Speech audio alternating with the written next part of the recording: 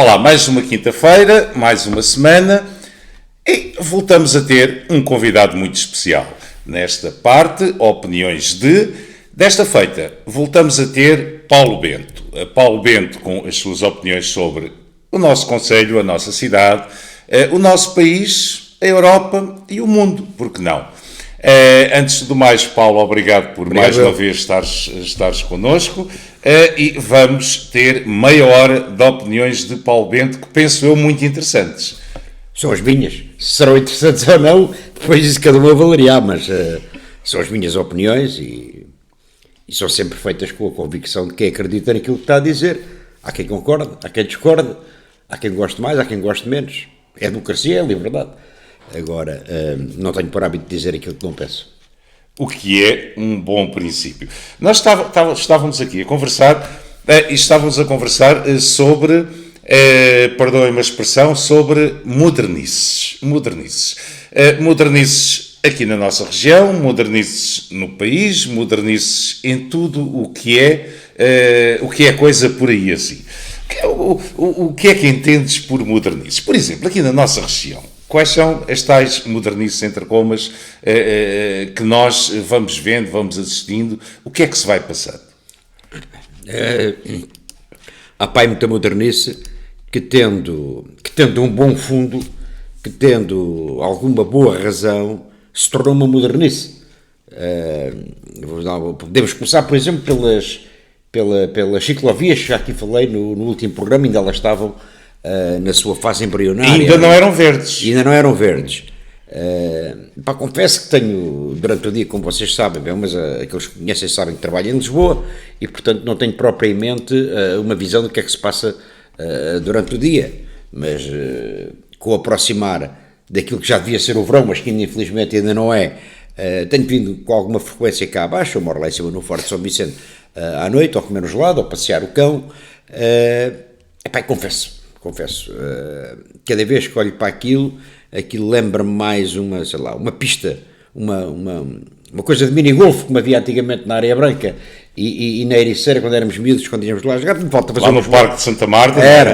Faltaram uns buracos, uns obstáculos para se chegar a mini-golf. Mas pode vir a ganhar, também não convém dar ideias, não é? Porque, sinceramente, das noites que tenho vindo cá abaixo, e digo-vos durante o dia, estou convencido que será o mesmo, a única coisa que lá havia circular foi uma trotinete. Um miúdo um dia deixa passear de trotinete. Não havia rigorosamente mais nada. E, portanto, esta é uma modernice daquelas que, sendo que é salutar a prática de desporto, a prática de andar de bicicleta, é uma delas, aquilo que se verifica é que as pessoas que gostam da prática desse desporto, normalmente o fazem ao fim de semana e procuram fazê-lo uns por estrada, quem gosta de fazer estrada, e outros BTT, quem gosta de ir para o campo, subir montes e vales, não é propriamente da cidade, que já durante a semana aqueles que aqui habitam, aqui labutam, aqui trabalham e aqui andam nas suas correrias, não é propriamente da cidade que querem praticar esse tipo de desporto. E, portanto, aquilo foi uma modernice daquelas que só foi possível porque se esbanjam dinheiros de fundos comunitários que poderiam e deveriam ser aplicados noutra coisa, mas há todo um tipo de modernices que estão instaladas, que as pessoas dão como às vezes até com um certo fundamentalismo. Eu, por exemplo, vou dar um caso concreto, gostei de ver aí há coisa de um mês e meio, 2 meses, penso que inspirado numa miúda nórdica, os estudantes e os jovens por esse país fora, por essa Europa fora, fizeram manifestações pelo ambiente. Mas isso é uma coisa boa, não é? O ambiente é bom, não é? É bom. Sobretudo quando vem da parte dos jovens. Portanto, ou seja, em que apelavam à reciclagem, que apelavam à não utilização de plástico, apelavam a tudo isso. Eu gostei de ver a malta nova empenhada numa causa que às vezes nós mais velhos, se calhar mercê de maus hábitos, estamos pouco, às vezes, sensibilizados, esquecidos, é práticas que se vão ganhando. Ainda um dia destes, vi, esta semana, coisas que nós dávamos como normais, mas que nesta lógica já deixam de ser. Vi fotografias, por exemplo, do dia a seguir ao Small Summer Fest. Na Ericeira. Na Ericeira, onde tiveram milhares de jovens, onde se calhar desses milhares, algumas centenas tiveram na manifestação na defesa do ambiente. E quem viu aquelas imagens fica a pensar. Estás a falar daquele monte de lixo por tudo quanto era assim. Era lixo por todo lado, era plástico por todo lado, era sacos de plástico por todo lado, era copos de cerveja por todo lado. Ou seja, a malta nova já está sensibilizada, felizmente, para se manifestar a defesa do ambiente. Ainda não está sensibilizada para a prática.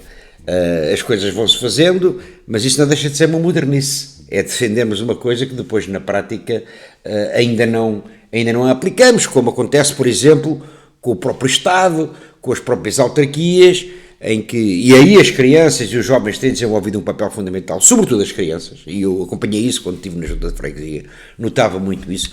As crianças, mercê de alguma pedagogia que era feita na escola, nomeadamente ao nível da separação dos lixos, incentivavam os pais em casa a ter os lixos separados, os plásticos, os papelões, o vidro, aquelas coisas todas. Aqueles reciclões caseiros, não é? E que eu acho que é fundamental que se possa fazer.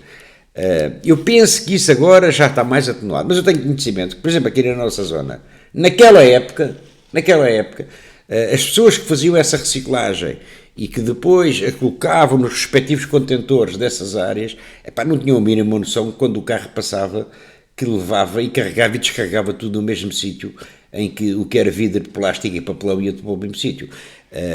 E isso é um desrespeito. Quer pelo ambiente... Hoje em dia isso já não acontece. Há uma dezena de anos ainda acontecia. Eu espero que neste momento, eu penso que, por exemplo, a Régia Oeste já faz mesmo a separação, a Valor Sul também, mas se calhar, e provavelmente por esse país fora, ainda há muito sítio em que as pessoas felizmente já fazem essa separação e depois as responsabilidades dos poderes públicos não acompanham, às vezes por falta de verbas para ter os separadores nas estações de tratamento. O que é facto é que felizmente as crianças acabavam por não saber disto, porque senão para elas era uma grande desilusão. Como há outra modernice, por exemplo, boa. As modernices que nós estamos a conversar são modernices boas, mas depois têm algumas incongruências. Por exemplo, está em voga, e ainda bem, a defesa do bem-estar animal. Eu tenho lá um cãozinho em casa que adoro.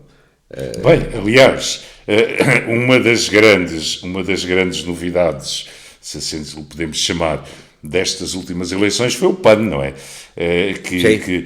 O Partido de Animais e Natureza, que penso eu, que teve votos, não só, mas quase só no centro de Lisboa e no centro do Porto, ou seja, nos grandes centros, e em tudo onde há animais e campo, aquilo não correu muito bem. Mas as pessoas dos grandes centros têm essa sensibilidade, não é? Continuam a ter o cão em casa, ali em 20 metros quadrados, mas preso, coitado, mas defende os animais.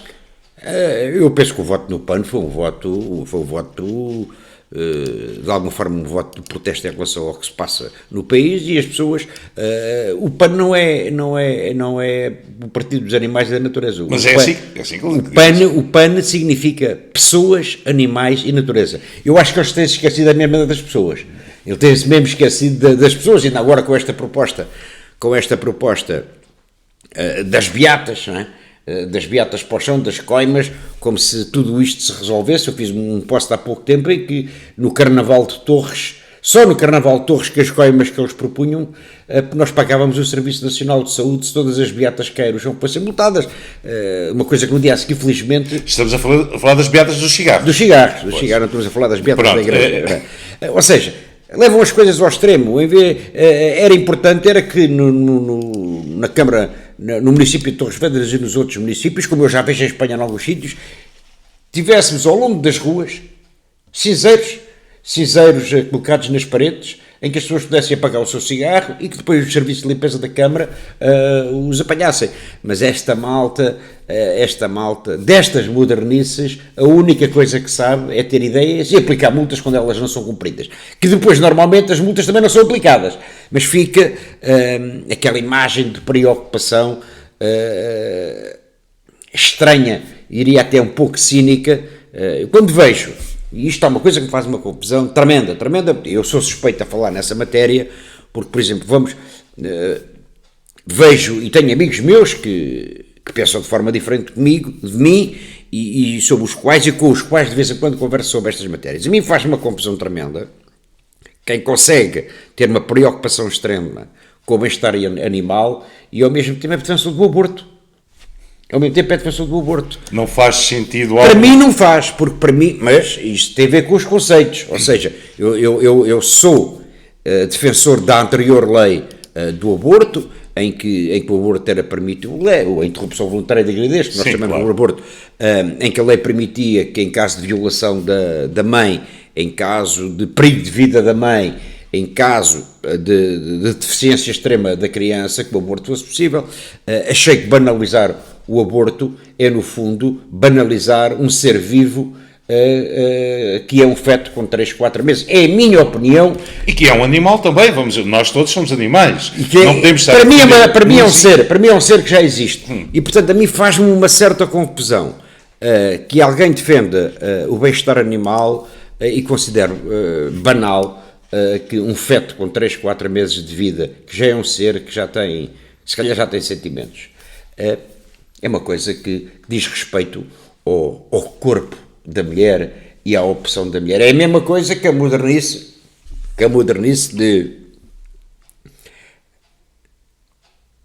não se pode qualquer dia comer nada. É porque tem sal a mais, é porque tem açúcar a mais, é porque tem glúten. Qualquer dia não podemos comer nada. É porque tem carne. É porque tem carne. É porque tem porco, é porque tem vaca, é porque tem qualquer aves. dia não se pode comer nada em Portugal porque a bem da saúde. Ou seja, o Estado quer mandar naquilo que eu como. E normalmente com grupos a defenderem isto de uma forma acérrima. Até tenho uma companheira minha da Aliança que defende isto de uma forma fundamentalista, com a qual tenho tido até algumas discussões salutares.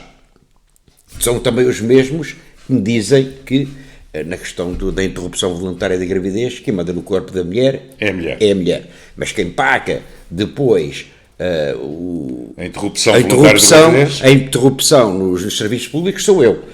Mas eu não posso comer açúcar nem sal porque depois dou muita despesa aos serviços públicos. Ou seja, há estas contradições, destas modernices, é bom que as pessoas...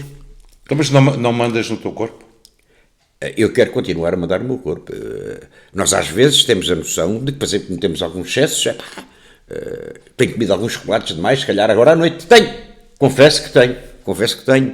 Mas é uma responsabilidade que é minha. É uma responsabilidade. Não tem que ser a administração pública, o Estado, a mandar na vida das pessoas. Aquilo que o Estado tem que fazer, no meu entender, e já faz em alguns casos, há países mais adiantados que nossos, é dar a informação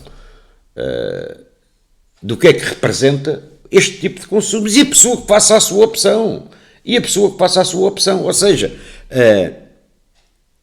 aquilo que se pede ao Estado, que no fundo somos todos nós, e que nos representa, é que, mediante o conhecimento que já existe em termos científicos de tudo aquilo que é a nossa alimentação, nos permita fornecer a dizer, olha que isto faz mal a isto, olha que isto é benéfico para isto, e depois cada um que faça... Lá estamos nós para dizer... a sua opção, porque... Podemos usar, porque perdoamos o mal que faz pelo bem que sabe, e as consequências estão aí, ou não. Exatamente. Ou sabemos, temos consciência e sabemos o que é que estamos a fazer. É óbvio que há muita gente a cometer excesso, a malta, a começar pelas crianças, a comerem fast food à parva.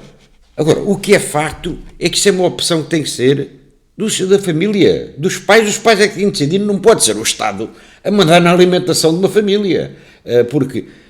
E depois vejo a malta fundamentalista destas coisas a defender determinado tipo de alimentações e a esquecer-se que, infelizmente, neste país há se calhar 2 ou 3 milhões de pessoas que tomara elas, às vezes, terem dinheiro para comprar uma latinha de salsichas e uma lata de atum.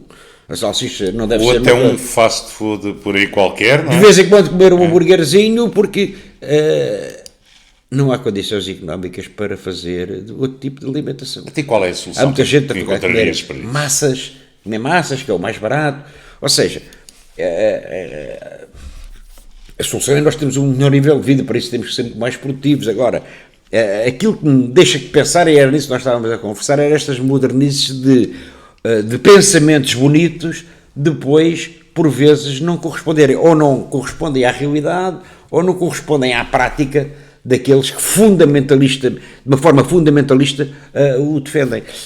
Acho que as coisas têm que ir passo a passo.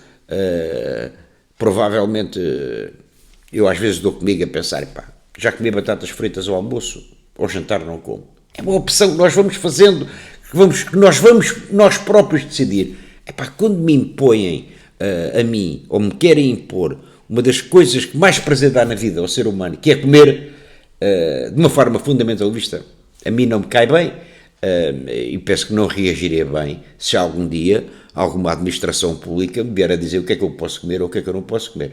Estavas a falar de fundamentalismo, estavas a falar da forma de fazer as coisas, estavas a falar de modernices. Uma das modernices que existe por exemplo, e no teu caso, onde estás inserido, na direção de um agrupamento político, mas em todos eles quase de forma genérica isso acontece, as pessoas não serem colocadas por mérito, mas serem colocadas por cotas. O que é que isto quer, o que é que isto poderá querer dizer? Sim, é uma forma de proteger algumas pessoas, mas, por outro lado, as pessoas, quer sejam boas, quer sejam más, têm que estar lá. Por exemplo, ainda agora na União Europeia, nós tivemos a indicação de ter que ser indicado duas pessoas, uma do sexo masculino, outra do sexo feminino.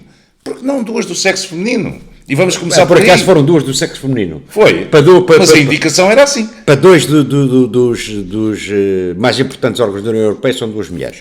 Ainda bem tocas nesse assunto, que é um assunto sobre o qual eu penso muito. É uma modernice? E tenho...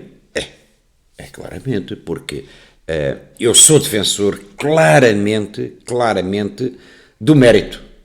Do mérito. Sou radicalmente contra as cotas de género. Completamente. Vou-te dar um exemplo. Eu trabalho numa instituição que é a Santa Casa da Misericórdia de Lisboa. Trabalham lá 6 mil pessoas. Das 6 mil, seguramente 5 mil são mulheres. E é uma instituição que funciona muito bem. Então não deveria haver cotas para ter 2.500 homens? Não, é isso que eu ia dizer. Porquê é que haveremos de meter 2.500 homens se as mulheres que lá estão, as profissionais que lá estão, que por sinal são mulheres, trabalham bem?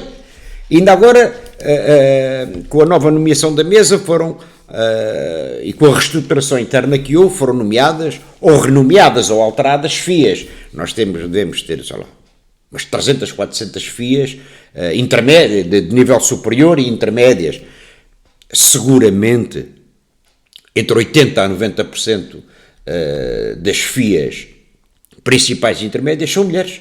São senhoras que são uns seres humanos ao nível profissional, de mérito, que sabem o que fazem e que, portanto, são nomeados.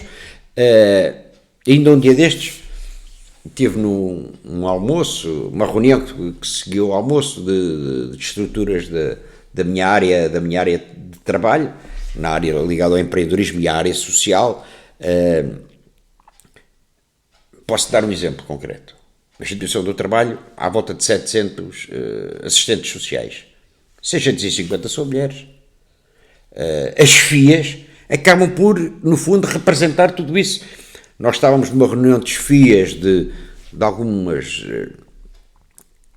dezenas de unidades que estão sob a nossa alçada e, portanto, devíamos estar entre 160, 180 pessoas na reunião com o nosso administrador. No fundo, estavam as FIAs daqueles dois setores da Santa Casa.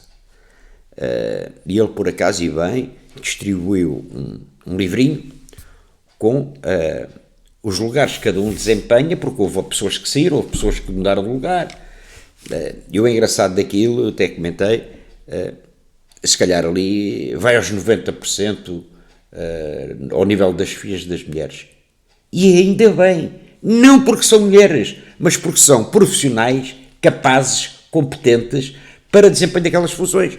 Eu, no meu departamento, os meus administradores, por acaso, já tive quase todos, mas foram praticamente sempre homens, com exceção da Helena, que foi durante 15 dias nas férias, na altura do provedor. Mas, em regra, os meus administradores têm sido homens. Mas a direção do meu departamento, já tive o Dr. Carneiro Jacinto, que era um homem, e agora já tive duas mulheres como diretoras. Isso melhora ou piora alguma coisa? São sensibilidades diferentes de fazer as coisas. Agora, o que é facto é que cada um deles que lá esteve foi nomeado pelo mérito que tinha para as funções. E desempenharam, dois já o desempenharam, a atual diretora está a iniciar agora, mas estou a desempenhá-lo com qualificações, com capacidade, com visão de futuro. E, portanto, era muito mau, no meu entender, que se tivesse de ser, desculpa lá, a pessoa indicada para isto era a atual diretora, mas por uma questão de cotas... Tem que ir um homem desta vez. Eu acho isso uma coisa, seja com homens, seja com mulheres. Eu acho que as pessoas têm que se afirmar pela sua qualidade, pelo mérito que têm no desempenho das funções. Aliás, eu estou plenamente convicto, e acho que, não sei se já o disse aqui, mas já o disse em vários sítios, daqui a 10, 15, 20 anos, as chefias intermédias e principais de tudo que as instituições são mulheres.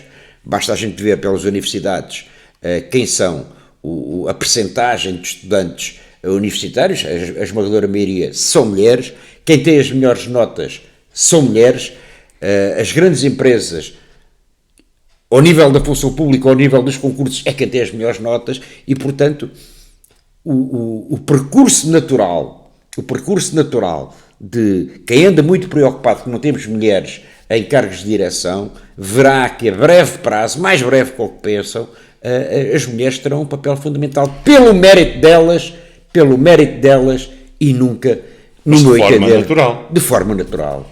E o porquê da Eu sempre gostei de trabalhar com mulheres. Quer a dirigir mulheres, quer a ser dirigido por uma mulher. Não tem problema nenhum. Trabalho muito bem e uma diretora minha ou um diretor meu dar-me uma tarefa, dar-me uma ordem, pedir uma opinião, faço com o mesmo respeito, seja ele homem, seja ele mulher. Tenho uma condição básica, é que nós reconhecemos competência para que esteja a exercer, porque nós reconhecemos competências nas chefias, não é? As coisas às vezes... Seja um homem, seja uma mulher. Não vai e, portanto, garantidamente que não conheço muitos que tenham trabalhado com tantas mulheres como eu. Até porque é que vocês... Estas mudam. Por exemplo, o meu partido, nas listas... vai 50%. É 50%. O PS acho que está a fazer o mesmo. O PSD está a fazer o mesmo. Eu acho que isto é tirar o mérito às pessoas. Não é tirar o mérito às pessoas, mas é não lhes dar o devido mérito que elas têm. E depois é uma forma de contornar a lei, ou seja, fazem o aparato desta modernice de dizer que vão defender as coisas. Vou dar um exemplo concreto. Câmara Municipal de Torres Vedras. Os municípios são eleitos por forma proporcional. Sim. Concorrem 6 partidos, não é? Sim. Concorrem 7 partidos e cada um elege o presidente. É um e depois os vereadores dos outros partidos consoante o número de votos, não é? Imaginemos que aqui em Torres Vedras, em vez do Partido Socialista ganhar como tem ganho sempre, a votação era mais distribuída. E daria para aí 2 a cada um? Ou imaginemos que eram... Bem, 2 no Partido Socialista, um abraço, um cumprimento muito grande aí para a engenheira Laura, para quem me simpatia. Mas e há mais. É número 2. E há mais. Não, eu estou dizendo o número 2. Por exemplo, a Ana Umbelino, que tem feito no meu entender... Mas não é número 2. Não é número 2, mas tem feito um ótimo trabalho enquanto vereadora. Sim, mas se fossem 2 de cada... trabalho, se calhar faz um ótimo trabalho pela sensibilidade também enquanto mulher, mas faz um ótimo trabalho pelas qualificações que ela adquiriu, quer ao nível daquilo que estudou, da sua formação, e obviamente que depois, se calhar sendo mulher, tem outra sensibilidade, até porque a área dela assim o exige.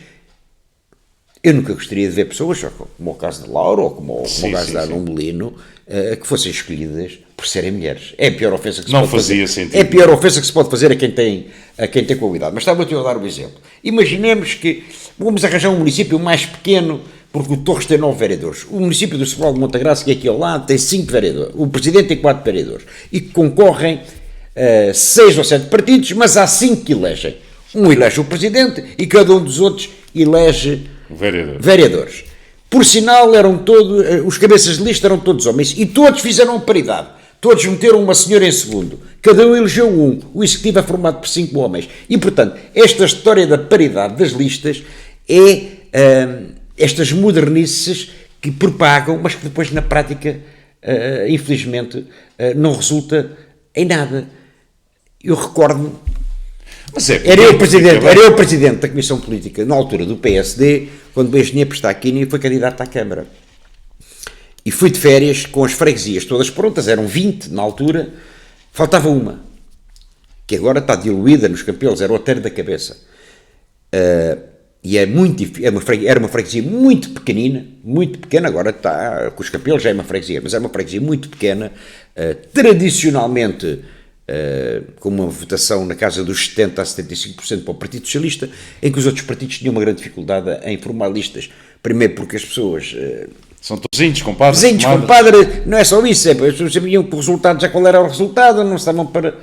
Era muito difícil. E eu, de férias, ia telefonando para as pessoas que lá tinha e consegui falar com uma companheira e disse-lhe, nós temos que apresentar a lista aí. E ela disse, vou ver o que é que consigo fazer.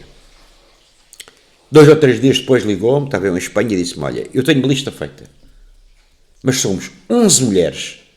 E o quê? Estava com um problema que o Paulo Bento dissesse, 11 mulheres? Não, isso é mulheres a mais. Não? Somos 11 mulheres. E nós só fomos as 11 mulheres, porque todas, já falámos todas com homens e todos não querem ir. E, portanto, se os homens não querem ir, avançamos nós. E foram as 11 mulheres. Hoje era impossível. Hoje não tinha sido entregue lista. Ou então, teria que se dizer ao homem, o teu nome é só para encher. E isto é a pior coisa que se pode fazer quando se pretende apresentar uma lista para servir a comunidade. As pessoas ou vão porque estão motivadas para o desempenho da função, porque se sentem capazes de o fazer. Sempre fui radicalmente contra as cotas por uma razão muito simples. É porque eu tenho um respeito e uma admiração tremenda pelas mulheres. E pelos homens. E pelos homens. Mas a questão que se põe mais neste aspecto é a subvalorização das mulheres. E eu, por respeitá-las demais, por entender que, na maioria das vezes, das com quem tenho trabalhado, me têm oferecido mais competências até que a esmagadora maioria dos homens com quem tenho trabalhado, acho que é vulgarizar aquelas que, por mérito próprio, conseguiram adquirir aquelas competências e que merecem da nossa parte uma dose de respeito igual à de qualquer pessoa nas mesmas condições. És modernices. E, portanto, eu quando tiver que escolher alguém, escolho pelo mérito. E se tiver que ser para três cargos e as três pessoas que eu entender que melhor servem aquilo serão 3 mulheres, serão 3 mulheres. Como se entender que são 3 homens, são 3 homens. Nunca escolherei, algum dia que tenha que escolher em função do sexo, escolho sempre em função do mérito e das competências. Sexo, da etnia, da religião. Nada. Porque um dia destes também começa a ser dividido por religiões, por etnias. É uma falta de respeito, Não faz sentido. Faz sentido nenhum. Agora, mas é assim, nós estamos numa fase em que eventualmente já tem o partido de que fazes parte, eu depois agora posso aqui errar com o nome, vais-me ajudar com certeza e desculpar se eu meter alguma gafe, Direção Nacional, se não for assim. É a Direção Nacional. Direção Nacional. Vocês no Aliança neste momento já têm, esta é a vossa primeira grande eleição, concorreram às eleições para o Parlamento Europeu por uma questão de acabaram de ser formados e tudo bem, esta é a vossa primeira grande eleição. Vocês já têm um programa, já está publicado. Já está publicado. Novidade. Não, já está publicado há 1 semana e meia, foi o primeiro programa a ser publicado. É um programa, é fundamentalmente uma declaração de princípios em relação a todas as áreas de poder, em que são elencadas propostas ainda genéricas em relação ao que é que se pretende para cada uma das áreas.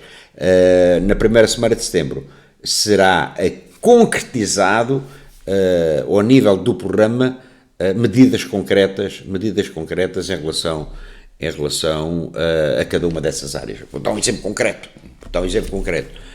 Na área da saúde. Não é? Nós defendemos que o cidadão possa exercer a sua opção para um hospital privado ou para um hospital público com diversas garantias. É inaceitável, já falei nisso aqui no último programa, é inaceitável que uma pessoa com mais de 70 anos não possa ter um seguro de saúde, mesmo que o queira pagar. Mesmo que o queira pagar. Nenhuma companhia de seguros o faz. E, portanto, caberá ao Estado, e nós aí defendemos a generalização da ADSE a todos os cidadãos, ou seja, em vez de ser só aos funcionários públicos, a todos os cidadãos, por forma a que tu que trabalhas na tua empresa possas optar, em vez de fazer um seguro de saúde, inscreves-te na ADSE e tens as condições que a ADSE tem com os hospitais públicos, com os hospitais privados. Optaste por um seguro de saúde, em vez da ADSE, optaste por um seguro de saúde, pagas o teu seguro de saúde.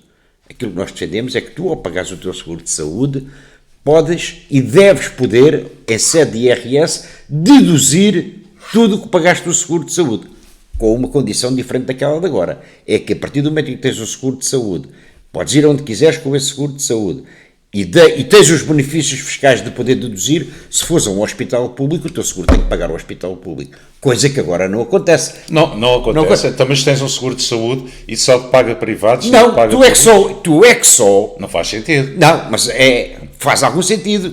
Neste não momento, sei se faz sentido ou não. As pessoas têm eu tenho o meu seguro de saúde. Eu tenho o meu seguro de saúde. O resto não faz sentido. Tenho o meu seguro de saúde, do qual pago uma pipa de massa por mês. Quando tenho que ir a uma entidade privada, eu utilizo o seguro de saúde. Quando tenho que ir, felizmente não tenho ido, a um serviço público, utilizo aquilo que é os meus impostos, porque o Estado não me permite que eu deduza fiscalmente os 1.000 e tal euros que eu pago de seguro por ano.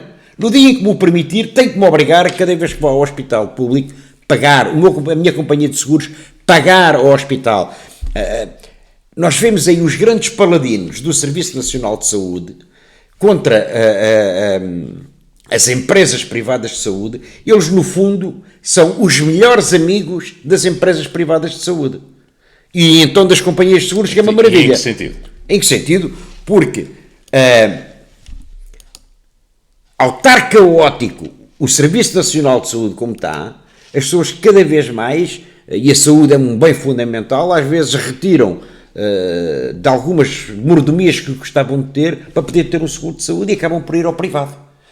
Mas depois, quando têm que se socorrer dos serviços públicos, normalmente as pessoas não utilizam o seu cartão de saúde porque têm direito ao Serviço Nacional de Saúde. E o seu plafond para cirurgias, por exemplo, o meu é 30.000 euros. As pessoas não estão para estar a comer o seu plafond nos privados quando pagam impostos para ir ao público. Mas só, no nosso entendimento, se optarem por ter um seguro de saúde, o plafond vai ter que pagar aos hospitais públicos.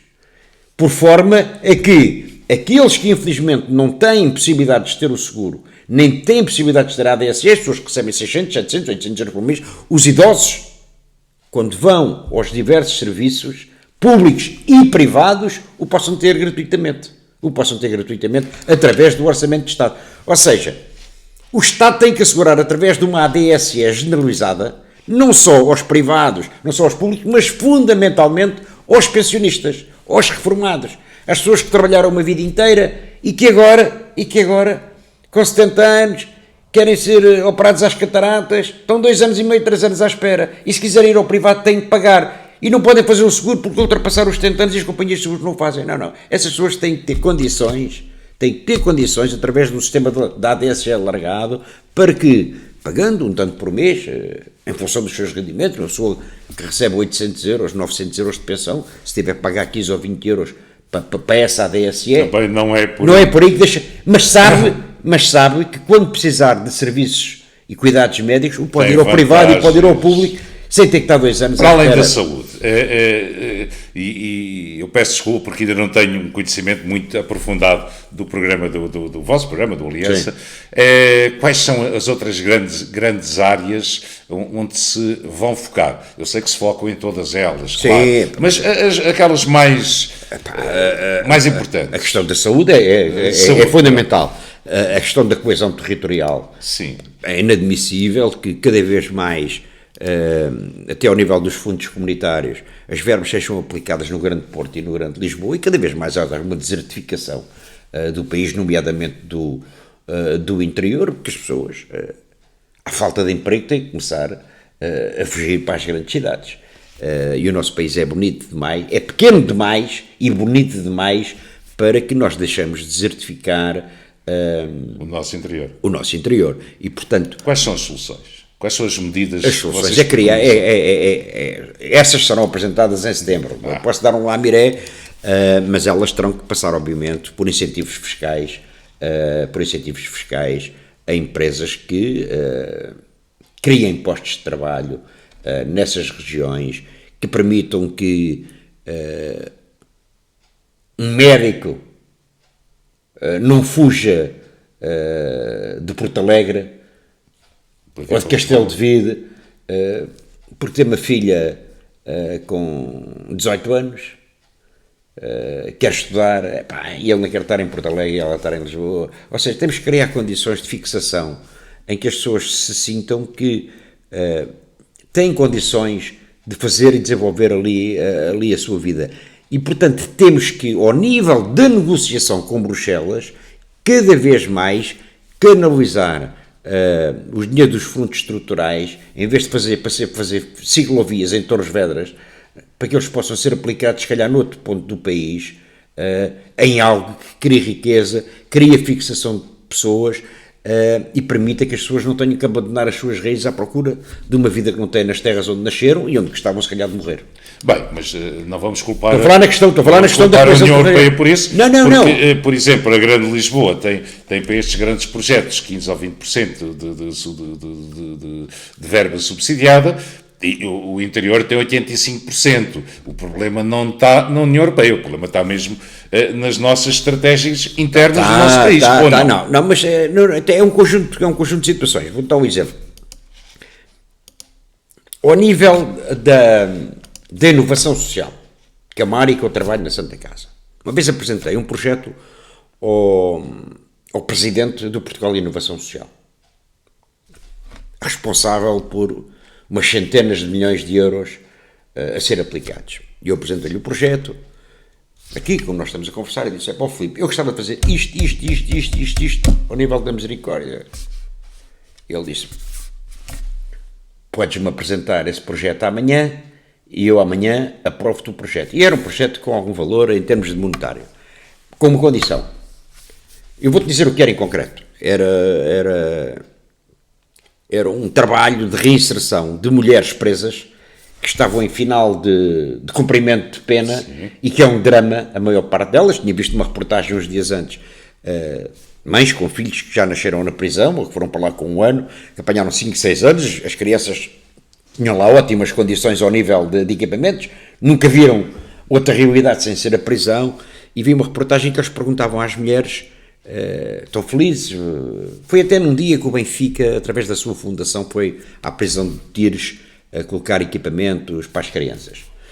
E entrevistaram nesse dia, algumas mulheres, que faltava 2 meses, 3 meses para saírem da prisão, cumprindo a sua pena pelo que fizeram à sociedade. E perguntavam: está satisfeita, vai sair? E a maior parte delas disseram que não. Não sei o que é que vou fazer da minha vida lá fora. Eu aqui, pelo menos, a minha filha está a crescer segura, eu tenho tarefa, eu trabalho na cozinha, eu trabalho na lavanderia, eu trabalho a passar a ferro, tratam bem. Eu aqui tenho uma vida presa, mas tenho uma vida. O que é que eu vou fazer lá para fora? Isto assustou-me, deixou-me preocupado, e liguei aquilo com trabalhos que eu tinha na Misericórdia e com realidades que eu via de equipamentos nossos, sempre com falta de mulher, às vezes de mão de obra não qualificada, e que é difícil arranjar.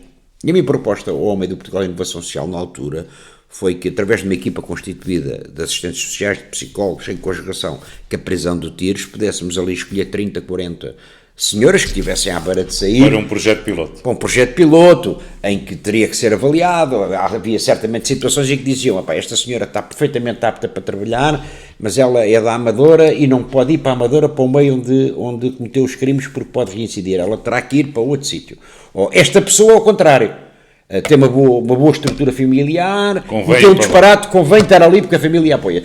Um estudo englobado, nós temos equipamentos espalhados por todo o lado e, portanto, pretendia que esta era uma experiência piloto, primeiro com mulheres e depois partiríamos para as prisões de homens, porque também precisamos de homens para trabalhar, em que elas seriam inseridas a fazer trabalho connosco, em que nós garantíamos habitação, durante 2, 3 anos, um período experimental, um protocolo com o governo, em que garantíamos a educação das crianças em escolas perto dos locais de trabalho, em que garantíamos casa perto, no fundo, procurar dar uma nova oportunidade àquelas senhoras que cometeram um crime ou crimes e que já o pagaram perante a sociedade e dar uma oportunidade às crianças que não tiveram culpa de nascer. Algumas delas já dentro de prisão. O grande problema foi que ele disse: Paulo, só há um problema, tens que escolher outra prisão. Tens que escolher uma prisão ou das Caldas da Rainha, mas nas Caldas não há prisão de mulheres, porque os fundos comunitários para esta área não se aplicavam a Lisboa. Ou seja, há um conjunto de problemas que existem em Lisboa e existem grandemente em Lisboa, porque os problemas da criminalidade, da delinquência, existem precisamente em Lisboa, mas como Lisboa, ao nível do rendimento per capita, ultrapassou a média europeia, não pode haver dinheiro para questões destas. Ou seja, eu teria que estar a enganar a União Europeia, teria que estar a enganar o homem. Ele disse: me engano, faz um projeto em que vais buscar outras pessoas ao outro lado qualquer, metes-as no outro lado qualquer, é um projeto de uma nobreza extrema, mas eu não posso apoiar porque está em Lisboa. E eu acho que estão a disparar. Eu acho que nós temos que fazer a União Europeia. Lisboa realmente é uma média superior ao resto do país, mas tem problemas nesta área que há sítios específicos, não é? Ou seja, eu se quisesse fazer este programa em Porto Alegre, ou em Beja, ou em Évora, era imediatamente apoiado. Tinha o dinheiro. Não tinha. Era as pessoas que eram o objeto de resolver o problema, porque não há lá nenhuma prisão de mulheres. Lá tinha que se colocar a prisão em Porto Alegre ou em Évora. Este projeto até era... Este projeto que eu tinha em mente, isto é uma conversa informal com ele, portanto nunca chegou a ser um projeto formalizado, foi uma conversa, até tinha o objetivo de povoar também uma parte do interior onde nós tínhamos equipamentos para pessoas que eventualmente as psicólogas dissessem não convém ficar onde cometeram os crimes. Nós tínhamos um sítio onde tínhamos um projeto maravilhoso para desenvolver à beira do Alqueva, onde as pessoas, essas mulheres podiam ir para lá com as suas filhas, com escolas, com essas coisas todas.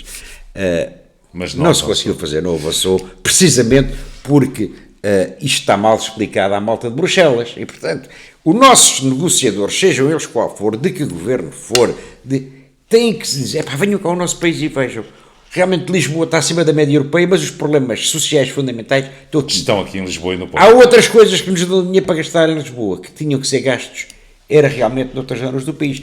E é isto, se nós quisermos tratar de forma séria aquilo que é os problemas do nosso país, temos que primeiro identificá-los, conhecê-los, e não tem dúvida nenhuma que os homens da Europa, aqueles que depois decidem para onde é que vão os fundos, se as coisas forem devidamente explicadas com convicção e com argumentação, demonstrando claramente as nossas razões, que se calhar as verbas passarão a ser aplicadas. Depois temos outro problema, que é... Há muito fundo comunitário, que, mercê das cativações do ministro Centeno, as obras não estão a ser aplicadas, não estão a ser executadas, não estão a ser feitas, nem sequer concursos estão lançados, projetos aprovados. Eu temo que aquela biblioteca, ou aquilo que a Câmara quer fazer ali assim, ao lado da Praça da Batata, na Praça da Batata, ou seja, aquilo como muitas das obras que são financiadas pelos fundos comunitários, muitas deles vêm com 60%, 70% de coparticipação, ou 80%, mas existe sempre uma coparticipação nacional. Ora, há milhares de milhões de coparticipação nacional que estão cativados pelo Sr. Ministro, e portanto, nós não podemos, tendo as verbas aprovadas para aqueles projetos, os concursos não são lançados porque não é autorizada a gastar os 20% ou 30% que corresponde, e portanto, chegamos a 2000 ou 2021 e devolvemos o dinheiro que era para esses projetos porque eles não foram aplicados. Então, mas se não temos dinheiro, para que é que os aprovamos? Agora pergunto eu... É por isso é que se chama cativações. É que eles no Orçamento de Estado estão, mas depois o Sr. Ministro das Finanças cativa. Este dinheiro está aqui, mas não se pode gastar sem a autorização. Paulo, estamos a chegar ao fim do nosso tempo e é a mesma coisa que o teu pai, quando eras miúdo, dizer assim: para a tua mesada... São 500 euros. Naquela altura era 500 escudos. Escudos, não é? São 500 escudos. Mas eu retenho-te 400. Tu é 500. Mas toma lá 100 para gastar e eu vou gerindo aqui estes 400 e depois é que digo se podes gastar ou não. Mas a tua mesada é 500. Paulo, e é isto que se passa. Isso não era justo. Não era justo, mas é o que acontece, infelizmente, no nosso país. Ou seja, tudo cativado. Dentro de mais propostas vossas, daquelas estruturantes ou daquelas propostas mais que toquem mais nas pessoas. Nós já ultrapassámos o nosso tempo, já estará de uma forma rápida. Vamos ter propostas muito, muito específicas em todas as áreas, mas naquelas que se referem também a coisas que têm a ver com a dimensão humana. Ou seja, se o nosso lema é das pessoas para as pessoas, muitas delas têm que ter a ver com a questão da demografia, como nós já estávamos a falar, que a questão da natalidade. Vão aparecer propostas, não vou adiantá-las ainda, apesar de já as saber, em relação à natalidade, o respeito pelos idosos, ou por os menos idosos, mas que atingiram o patamar da reforma e que estão meses para receber essa reforma. É preciso criar mecanismos de agilizar todo esse processo. Uma pessoa que tem 66 anos, trabalhou uma vida inteira, meteu os papéis para a reforma e está um ano à espera de receber a reforma, se não tiver o seu pé de meia ou não tiver a família que o sustente, como o quê? Quando receber a reforma está morto. Compra os medicamentos com o quê? Portanto, isto é uma coisa inadmissível em pleno século XXI num país chamado Portugal. É óbvio que isto é uma questão conjuntural. O problema é que se calhar não é só conjuntural, é estrutural na forma de funcionamento da segurança social. E, portanto, nós vamos ter propostas nessas áreas que dizem respeito à vida das pessoas, que eu acho que merecem ser vistas, porque serão fundamentadas com números, demonstrativas. Eu vou dar um exemplo de uma que eu defendo. Não sei se o Paulo ou a Aliança? Não sei se a Aliança irá com essa proposta ou não, mas eu defendo-a. Eu entendo que, no mínimo, uma mãe tem que ter um ano de licença de maternidade. No mínimo. Isso não vai criar problemas às estruturas e às empresas? Aí é que está. Sobretudo quando as mães ocupam papéis determinantes? Exatamente. A questão é que, com a atual legislação, uma mãe tem direito a 5 meses mais um. Porque isso é justíssimo. Justíssimo. Mas depois tem o período de amamentação. Depois tem as doenças normais da criança. E, no fundo, acaba sempre por ser muito mais que um ano. Aos fecheiros. A mãe da criança tem que ter a estabilidade para poder estar em casa com a sua criança, a educá-la, a usufruir dela. E o Estado tem que pagar esse ano, em vez de pagar 6 meses. Eu disse, mas isso vai encarecer muito o Estado. Não vai. Não, o Estado talvez não. Estou a falar das estruturas onde trabalham. Mas se tu fores dono de uma empresa, e saberes que uma funcionária tua que vai ser mãe, pelo menos um ano está em casa, se calhar contratas uma pessoa por um ano. Claro.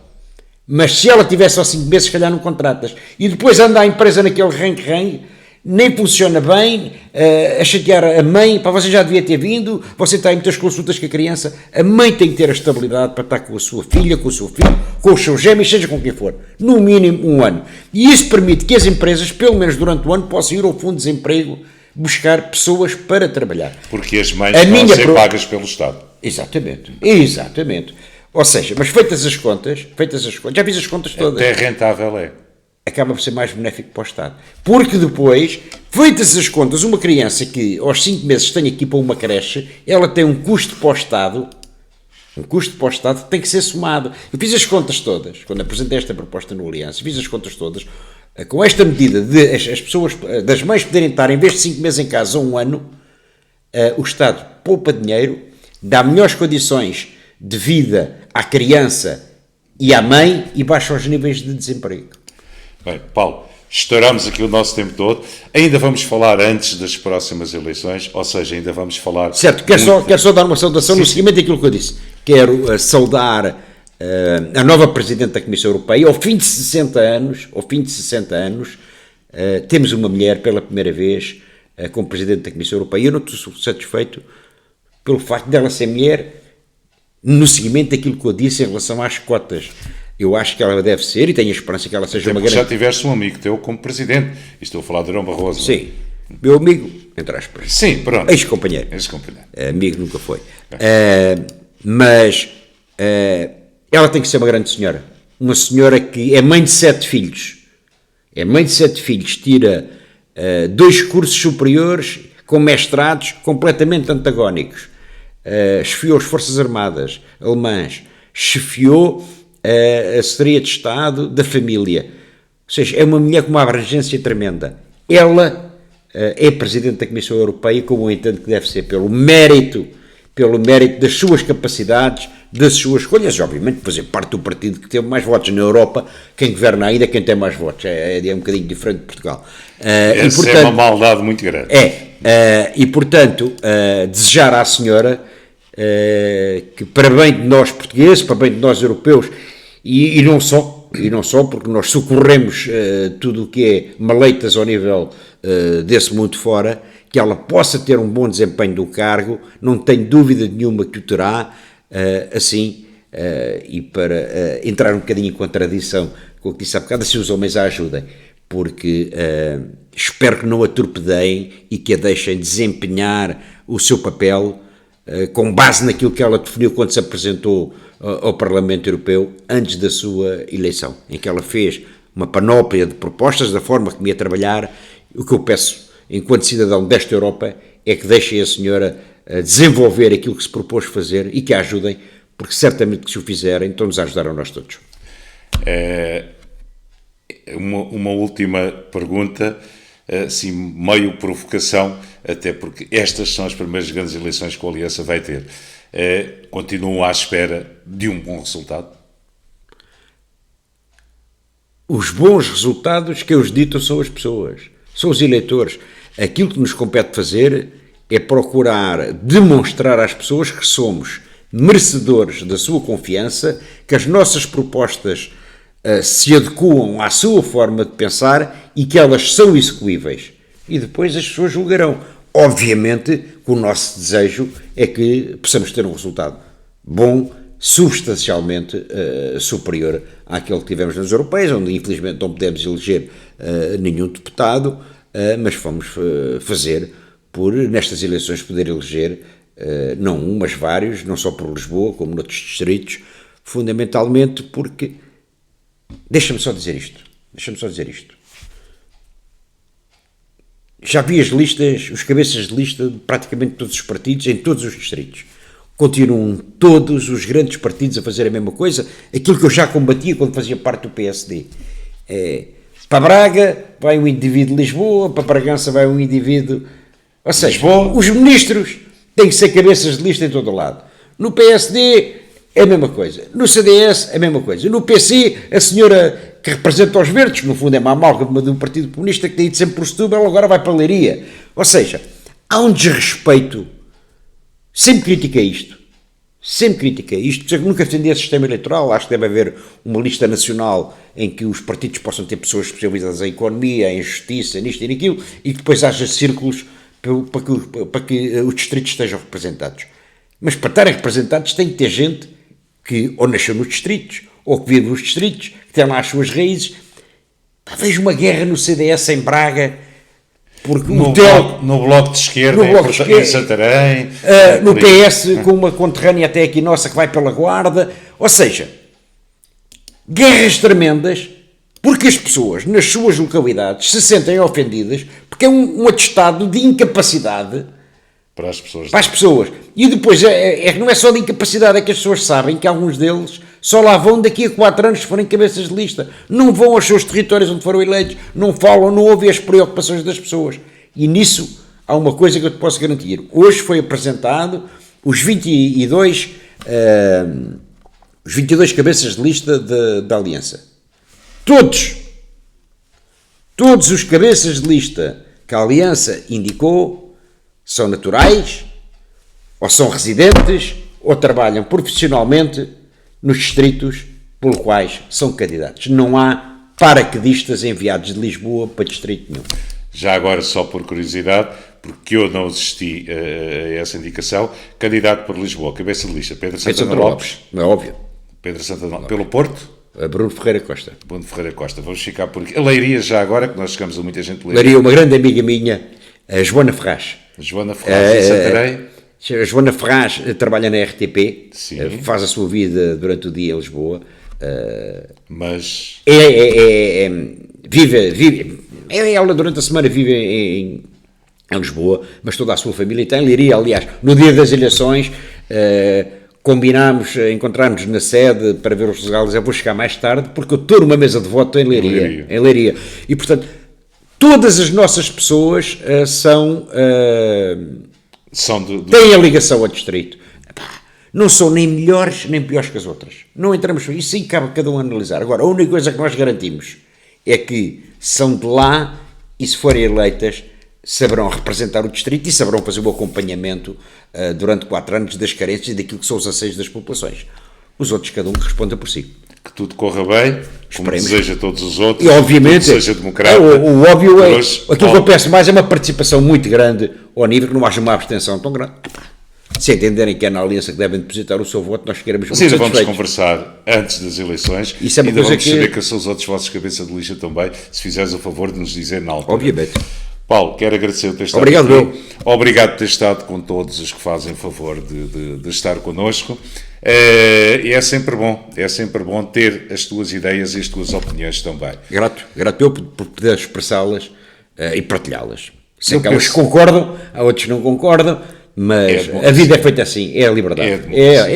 É a liberdade de nós podemos dizer o que pensamos, respeitando aquilo que os outros pensam, ainda que Então seja bem. diferente de nós.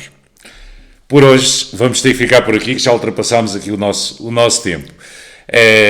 Foi um prazer estar consigo também. Na próxima semana, eu prometo, ainda antes das férias, porque também vamos ter um período de férias, ainda antes das férias, para a próxima semana vamos ter outro convidado muito especial, com opiniões muito especiais também e completamente diferentes. Por isso, até para a semana. Por hoje, obrigado por estar connosco.